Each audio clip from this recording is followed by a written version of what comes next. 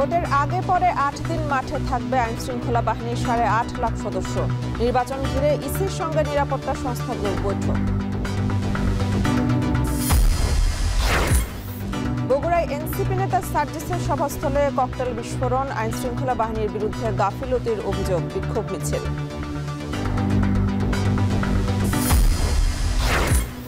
এবং নোয়াখালীতে নামে বেনামে ঋণ দেখিয়ে ১০ কোটি টাকা অর্থ আত্মসাতের অভিযোগ ব্যাংক ম্যানেজারের বিরুদ্ধে। দুদকের অভিযানে মিলেছে প্রমাণ।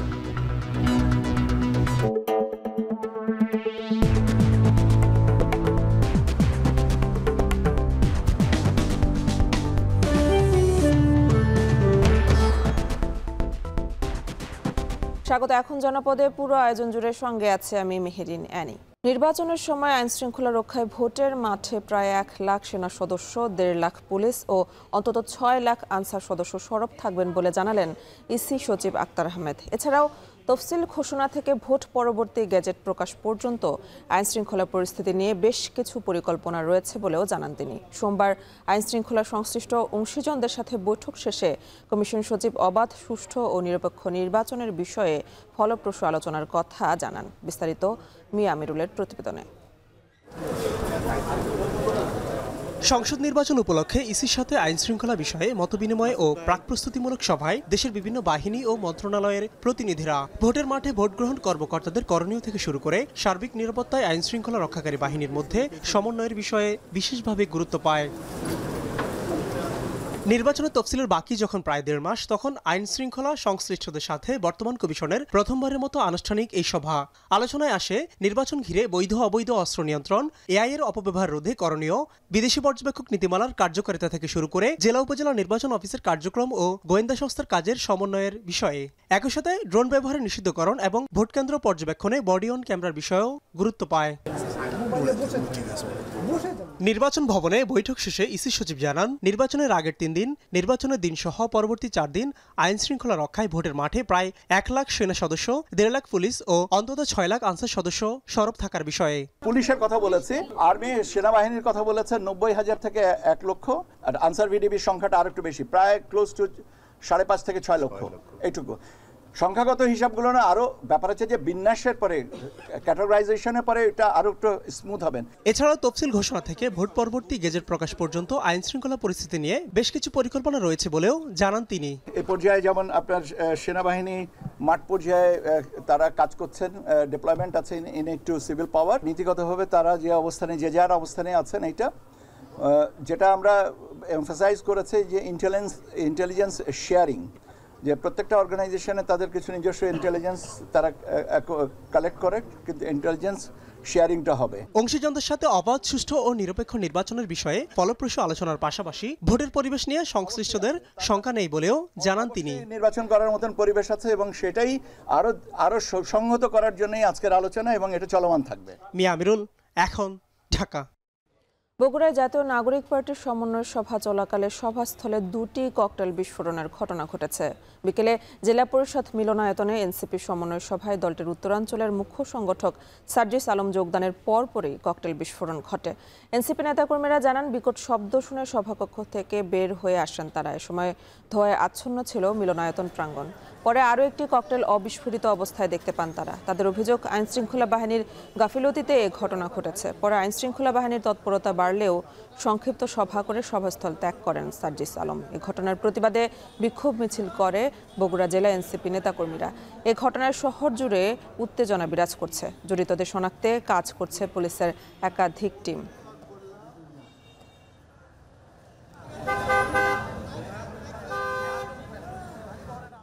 আমাদের একটা ইন্টারনাল সাংগঠনিক সভা চলছে, আমাদের যারা সাংগঠনিক কমিটিতে আছে, সেই জায়গায় অডিটোরিয়াম পর্যন্ত এসে যদি ককটেল বিস্ফোরণ করতে পারে, তাহলে এই নিরাপত্তা ব্যবস্থা নিয়ে আমরা মনে করি যে আগামীর বাংলাদেশ এবং বাংলাদেশের জনগণ একটা অস্থিতিশীল শঙ্কার দিকে যাচ্ছে।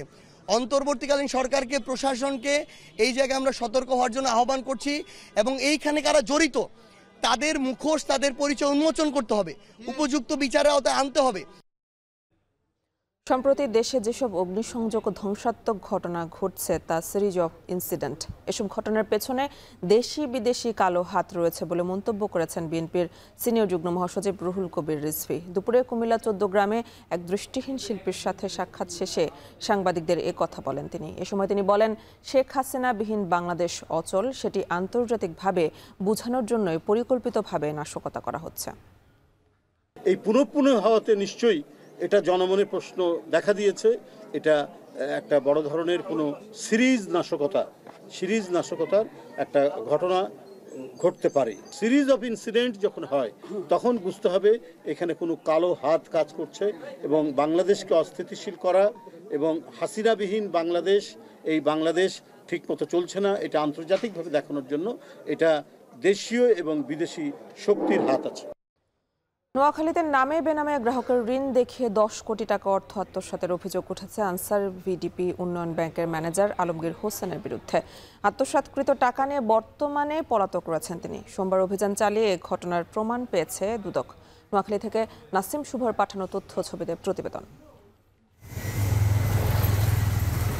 নোয়াখালীতে গ্রাহকদের ঋণের নামে নোয়াখালী ও সেনবাগ শাখার 2 শতাধিক গ্রাহকের জাতীয় পরিচয়পত্র ও মোবাইল নাম্বার ব্যবহার করে 10 কোটির বেশি টাকা আত্মসাৎ করে পালিয়ে গেছেন আনসার ভিডিপি উন্নয়ন ব্যাংকের ম্যানেজার আলমগীর হোসেন। বিষয়টি জানাজানি হলে ব্যাংকের হেড অফিস থেকে অডিট টিম এসে এর সত্যতা পায়। কিছু তালিকা আমরা এখান থেকে সংগ্রহ করি, সেখান থেকে আমরা ভেরিফাই করতেছি ইন্ডিভিজুয়ালি একটা করে। এগুলা যে তালিকা থেকে আমরা সবগুলো তাদের করা সম্ভব হয় না, মোটামুটি বেশ কয়েকটা আমরা দেখছি, এগুলা মোটামুটি সত্যতা পাওয়া গেছে। ব্যাংকের নথি যাচাই করে দেখা যায় ঋণ নেওয়া গ্রাহকদের অধিকাংশের বাস্তবে কোনো অস্তিত্ব নেই। কারো এনআইডি কার্ড ভুল, আবার কারো মোবাইল নম্বর ভিন্ন। আবার পূর্বে ঋণ নেওয়া গ্রাহকদের অনেকের কাগজপত্র ব্যবহার করেও হাতিয়ে নেওয়া হয়েছে টাকা। বলতে যে ব্যাংকে থেকে টাকা আপনাদের হবে না, এখান থেকে আপনাদের লোন দিচ্ছে না, আপনাদেরকে সেনবাগ থেকে আমরা 1 লাখ করে দিয়ে দিব। 3 লাখ টাকা ঋণ নিচ্ছে, এখানে আমরা ক্লোজ করে দিচ্ছি। এখন আমাদেরকে ফোন দিয়ে বলতেছে যে ওনারা আমাদের থেকে এখনো 1.5 লাখ টাকা পাবে। কিভাবে এটা? আমরা তো ক্লোজ করে দিচ্ছি, এখন ওনারা কিভাবে 1.5 লাখ টাকা পাবে? বিষয়টা নিয়ে উদ্বিগ্ন খোদ ব্যাংকের কর্মকর্তারাই। সুষ্ঠু তদন্তের মাধ্যমে এর সুরাহা চান তারা।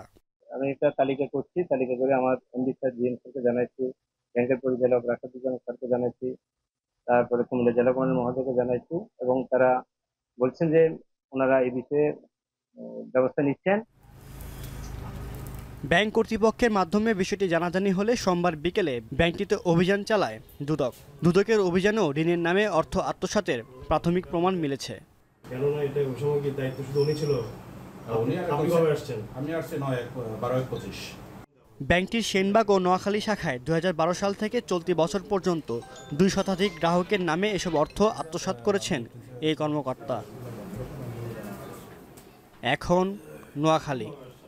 কর্ণফুলী নদীতে অবৈধ বালু উত্তোলনে ব্যাপক ক্ষয়ক্ষতির অভিযোগ উঠেছে। নদীর ভাঙনে বিলীন হচ্ছে বাড়িঘর ও ফসলি জমি। প্রতিকারে চট্টগ্রামের রাঙ্গুনিয়ায় সচেতন ছাত্র সমাজ, জনসাধারণের সাথে স্থানীয় প্রশাসনের মতবিনিময় সভা অনুষ্ঠিত হয়েছে। দুপুরে অনুষ্ঠিত এই মতবিনিময় সভায় শিক্ষার্থী, রাজনৈতিক নেতা, সামাজিক সংগঠন ও স্থানীয় প্রশাসনের প্রতিনিধিরা উপস্থিত ছিলেন। স্থানীয়রা জানান, এ সময় অবৈধভাবে বালু উত্তোলন অনেকদিন ধরে চলছে। এতে নদী ভাঙন ও পরিবেশ বিপর্যয়ে ক্ষতিগ্রস্ত হচ্ছে শত শত পরিবার।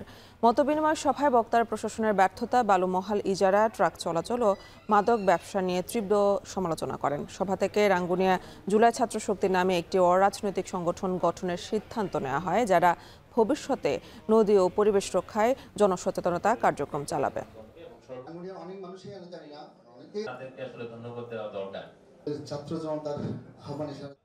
গত 4 বছরে বরিশালের মাটি 4 সেন্টিমিটার দেবে গেছে। অতিরিক্ত মাত্রায় ভূগর্ভস্থ পানি উত্তোলনের ফলে এমন পরিস্থিতির সৃষ্টি হয়েছে বলে জানিয়েছে বরিশাল সিটি কর্পোরেশন। এদিকে উপকূলীয় এলাকা হওয়ায় ভূগর্ভস্থ পানির ওই জায়গা দখলে নিচ্ছে লবণাক্ত পানি। এতে হুমকির মুখে পড়ছে জনস্বাস্থ্য ও কৃষি। মাহমুদুন নবীর তোলা ছবিতে ফিরদৌস সোহাগের প্রতিবেদন।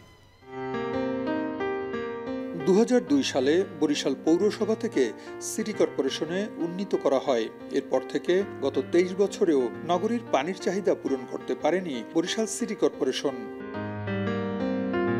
তবে দিন দিন সুপেয় পানির চাহিদা বাড়ছে। সিটি কর্পোরেশন পানির চাহিদা পূরণ করতে না পারায় ব্যক্তিগত উদ্যোগে ভূগর্ভস্থ পানি ওঠাতে গভীর নলকূপ বসিয়েছে অনেক নগরবাসী। সিটি কর্পোরেশনের পানি সরবরাহ বিভাগের তথ্য মতে মহানগরীতে ব্যক্তিগত গভীর নলকূপের সংখ্যা ২৭,৯২৩টি। এছাড়া সিটি কর্পোরেশনের নলকূপ আছে আরও ৩৮টি। শুধুমাত্র গভীর নলকূপ দিয়েই পানি উত্তোলন করা হয় দৈনিক ৩,২০,০০,০০০ লিটার। তবে ব্যক্তিগত নলকূপে কি পরিমাণ পানি ওঠানো হয় তার কোনো পরিসংখ্যান মেলেনি। এভাবে পানি উত্তোলনের ফলে গত ৪ বছরে বরিশালের মাটি ৪ সেন্টিমিটার দেবে গেছে বলে জানিয়েছে সিটি কর্পোরেশন কর্তৃপক্ষ। খাল থেকে পানি কিছু নিচে চুয়ায় যায়। এবার বৃষ্টিপাত বেশি হয়েছে, বৃষ্টিপাত বেশি হওয়ার কারণেও আন্ডারগ্রাউন্ড টেবিলে পানি রিচার্জ হয়েছে। তো এইভাবে যদি আমরা আন্ডারগ্রাউন্ড ওয়াটার টেবিলটাকে যদি আমরা ইনট্যাক্ট রাখতে পারি, রিচার্জ করতে পারি, ইনট্যাক্ট রাখতে পারি, তাহলে বরিশালে মাটি দেবে যাওয়ার যে প্রক্রিয়াটা এটা ইনশাল্লাহ বন্ধ হবে। ভূগর্ভস্থ পানি ওঠানোর ফলে বরিশাল নগরীর মাটি দেবে যাওয়ার খবরে উদ্বিগ্ন খোদ সিটি কর্পোরেশনের প্রশাসকও।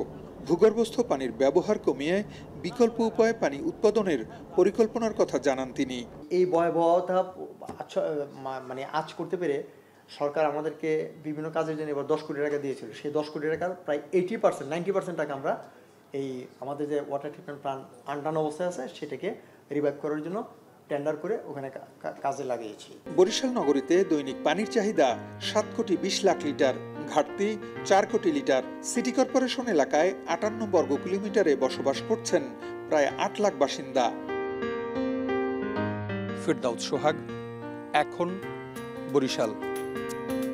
দিনক্ষণ চূড়ান্ত না হলেও শিগগিরই কক্সবাজার বিমানবন্দর থেকে ডানা মেলবে আন্তর্জাতিক ফ্লাইট। সরকারি প্রজ্ঞাপনের মাধ্যমে এরই মধ্যে মিলেছে আন্তর্জাতিক বিমানবন্দরের স্বীকৃতি। এর মধ্য দিয়ে পর্যটনের পাশাপাশি অর্থনীতি, যোগাযোগ ও বৈদেশিক সংযোগেও উন্মোচন হতে যাচ্ছে নতুন দিগন্ত। তবে টার্মিনাল ভবনের নিচতলার অ্যারাইভাল অংশ পুরো প্রস্তুত হলেও আন্তর্জাতিক ফ্লাইট পরিচালনার জন্য বাস্তব প্রস্তুতি কতটা তা নিয়ে রয়েছে নানা প্রশ্ন।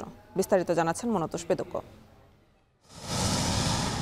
ঢাকা, চট্টগ্রাম ও সিলেটের পর চতুর্থ আন্তর্জাতিক বিমানবন্দর হিসেবে যুক্ত হল কক্সবাজার। বেসামরিক বিমান পরিবহন ও পর্যটন মন্ত্রণালয়ের প্রজ্ঞাপন জারির পর থেকেই চলছে আন্তর্জাতিক ফ্লাইট চালুর শেষ মুহূর্তের প্রস্তুতি। কর্তৃপক্ষের দাবি, আন্তর্জাতিক টার্মিনাল ভবনের নিচতলার অ্যারাইভাল অংশ পুরোপুরি প্রস্তুত। ব্যাংকের কালেকশন বুথ, বৈদেশিক মুদ্রা বিনিময় বুথ সহ প্রবাসী কল্যাণ ও তথ্য কেন্দ্র স্থাপনের কাজও শেষ। পাশাপাশি প্রস্তুত করা হয়েছে আধুনিক লাগেজ স্ক্যানার মেশিন। ঊর্ধ্বতন কর্তৃপক্ষের নির্দেশনা বা ফ্লাইট শিডিউল ঘোষণার পর দ্রুত সময়ের মধ্যে যুক্ত হবে প্রয়োজনীয় জনবল। প্রবাসী কল্যাণ desk, help desk, money exchange, immigration desk মোটামুটি চালু হয়ে গেছে। এখানে বাকি এখন অথরিটির থেকে ফ্লাইট যদি অ্যাপ্রুভাল হয় ওইভাবে নামতে পারবে। মানে মোটামুটি এটা অ্যারাইভেলের জন্য প্রস্তুত হয়ে গেছে। খুব শিগগিরই এই রানওয়ে থেকে আকাশে উড়বে আন্তর্জাতিক ফ্লাইট, যা এই শহরের আকাশপথের ইতিহাস বদলে দেবে। তখন কক্সবাজার শুধু অবকাশ যাপন নয়, আন্তর্জাতিক সংযোগের নতুন কেন্দ্র হবে। প্রথম পর্যায়ে কক্সবাজার, ঢাকা, কলকাতা, কক্সবাজার রুটে সপ্তাহে একটি ফ্লাইট চালুর পরিকল্পনা বিমান বাংলাদেশ এয়ারলাইন্সের। পরবর্তীতে যাত্রী চাহিদা বিবেচনায় ধাপে ধাপে বাড়তে পারে ফ্লাইটের সংখ্যা। ঝিনুকাকৃতির দৃষ্টিনন্দন টার্মিনাল ভবনের কাজ শেষ হয়েছে প্রায় ৮৬%। বর্তমানে ৯,০০০ ফুট দৈর্ঘ্যের রানওয়ে সাগরের বুকে আরও ১,৭০০ ফুট সম্প্রসারণের কাজও শেষ প্রায় ৮৪%। শিগগিরই এটি হতে যাচ্ছে দেশের দীর্ঘতম রানওয়ে। রানওয়ের বিষয়ে রানওয়ের মোটামুটি কাজ 85%, আমি জানছি 85% এর মতো কাজ শেষ হয়ে গেছে। আর প্রজেক্টের সময় আছে, ওর মধ্যে হয়তো শেষ হয়ে যাবে। বিশ্বের দীর্ঘতম সমুদ্র সৈকতের শহর কক্সবাজারে সরাসরি আন্তর্জাতিক ফ্লাইট চালু হলে বিদেশি পর্যটকের সংখ্যা বাড়বে, যার প্রভাব পড়বে পর্যটন সংশ্লিষ্ট ব্যবসা বাণিজ্যে। তবে ব্যবসায়ীদের মতে প্রকৃত আন্তর্জাতিক মানে পৌঁছাতে বিমানবন্দর ও শহরকে সাজাতে হবে বিদেশি পর্যটকদের উপযোগী করে। বাংলাদেশে সামুদ্রিক মাছ পৌঁছে যায়, দুবাইতে যাই, মালয়েশিয়াতে যাই, সিঙ্গাপুরে যায়। এই মাছগুলো যখন কক্সবাজার ইন্টারন্যাশনাল যখন ফ্লাইট চালু হবে, আমরা এই মাছের আইটেমগুলো আমরা সরাসরি কক্সবাজার থেকে আমরা বাইরের দেশে এগুলো পাঠাতে পারবো। একটা আন্তর্জাতিক মানের বিমানবন্দরের সাথে শুধু অবকাঠামো না, এটার সাথে বিভিন্ন ধরনের কানেক্টিভিটিও সম্পৃক্ত।